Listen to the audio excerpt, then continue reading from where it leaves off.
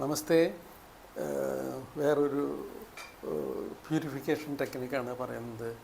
നമുക്ക് സന്ധ്യയാവുമ്പോഴോ പണ്ടൊക്കെ എൻ്റെയൊക്കെ ചെറുപ്പത്തിൽ എൻ്റെ അമ്മിഞ്ഞു എൻ്റെ അമ്മയുടെ അമ്മ ടീച്ചറായിരുന്നു, ലക്ഷ്മി ടീച്ചർ. അവർ വളരെ ഇങ്ങനെയുള്ള പല കാര്യങ്ങളെക്കുറിച്ചൊക്കെ നല്ല ബോധം, അങ്ങനെയുള്ള കാര്യങ്ങൾ, മരുന്നുകളെക്കുറിച്ച് നാട്ടുകാർക്ക് അവർ ടീച്ചറായിരുന്നെങ്കിലും അവർ വളരെ ഹെൽപ്ഫുള്ളായിട്ടുള്ള, എല്ലാവർക്കും സഹായം ചെയ്യുന്ന ഒരാളായിരുന്നു.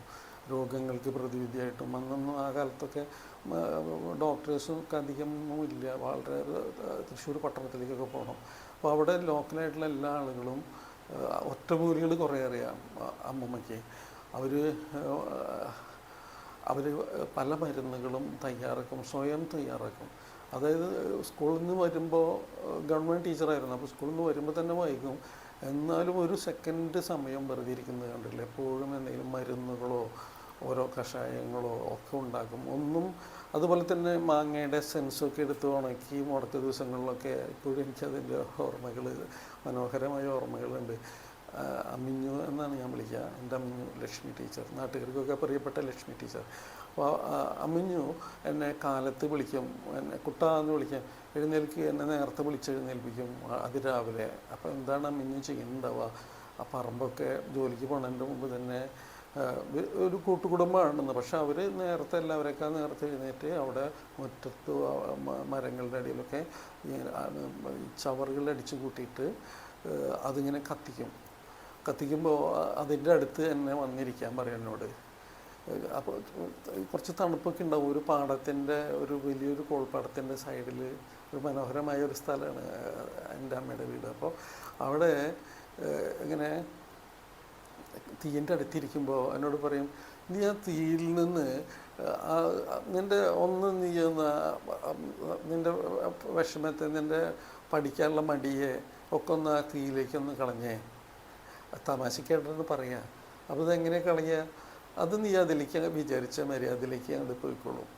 ആ തീ, അത് നിൻ്റെ മടി അല്ലെങ്കിൽ പഠിക്കാനുള്ള ഇഷ്ടക്കുറവ് ഒക്കെ അതിലേക്ക് പോട്ടെ, നല്ല മിടുക്കനാവണ്ടേ, പഠിക്കണ്ടേ എന്നൊക്കെ എന്നോട് പറഞ്ഞ് അവരെന്നെ മോട്ടിവേറ്റ് ചെയ്യും. അപ്പോൾ അതിൻ്റെ ഒരു ഭാഗമായിട്ട് ആണ് ഞാൻ പറയുന്നത്, നമുക്ക് ഒരു ചെറിയൊരു കുറച്ച് മരങ്ങളൊക്കെ വെച്ച് കത്തിച്ച്, സാധാരണ പ്രകൃതിയിലുള്ള നമ്മൾ ഈ ഗ്യാസ് ലൈറ്റ് കത്തിക്കുക അല്ലെങ്കിൽ മെഴുകുതിരി കത്തിക്കുന്നതിനുള്ള ഭംഗി, കുറച്ച് വിറക് എവിടെയെങ്കിലും കത്തിക്കാനുള്ള സൗകര്യം ഉണ്ടെങ്കിൽ അതിൻ്റെ അടുത്തിരിക്കുക, ഒരു കസേരയിലിരിക്കുക, വീട്ടിലെല്ലാവരും കൂടി മുറ്റത്ത് ചെറിയ ഒരു തീക്കുണ്ടം ഉണ്ടാക്കുക, എന്നിട്ട് അതിൻ്റെ ചുറ്റും ഇരുന്നിട്ട് ചുറ്റും ഇരിക്കുക, എന്നിട്ട് സന്തോഷത്തോടു കൂടി ഒരു പ്രകൃതിയോടൊന്ന് ഒരു പ്രാർത്ഥന ചെയ്യുക.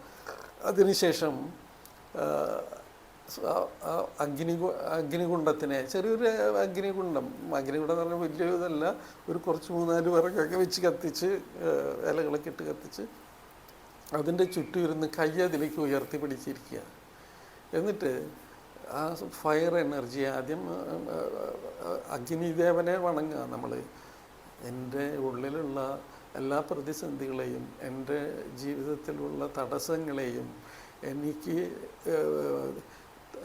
എനിക്ക് മുന്നോട്ട് പോകാനുള്ള ഗതികൾക്ക് കൂടുതൽ തെളിച്ചമുണ്ടാകുകയും, എൻ്റെ ബിസിനസ്സിലുള്ള തടസ്സങ്ങളെയും, എൻ്റെ പഠിക്കാനുള്ള മടിയെയും, അല്ലെങ്കിൽ എൻ്റെ ഓർമ്മയിൽ നിൽക്കുന്നതിന് കാരണമായിരിക്കുന്ന ഊർജങ്ങളെയും എല്ലാം ഞാൻ അങ്ങയിലേക്ക് സമർപ്പിക്കുന്നു. എൻ്റെ തടസ്സങ്ങളെയും, എൻ്റെ സങ്കടങ്ങളെയും, എൻ്റെ വിഷമങ്ങളെയും, എൻ്റെ ശാരീരികമായ പ്രശ്നങ്ങളെയും, എനിക്കുള്ള അസ്വാസ്ഥ്യങ്ങളെയും, മറ്റുള്ളവരായിട്ട് പിണങ്ങിയിട്ടുണ്ടായപ്പോഴുള്ള, വഴക്കുണ്ടായപ്പോഴുള്ള ഊർജങ്ങളെയും ഞാനിത് അഗ്നിദേവ അങ്ങയിലേക്ക് ഞാനിത് സമർപ്പിക്കുന്നു.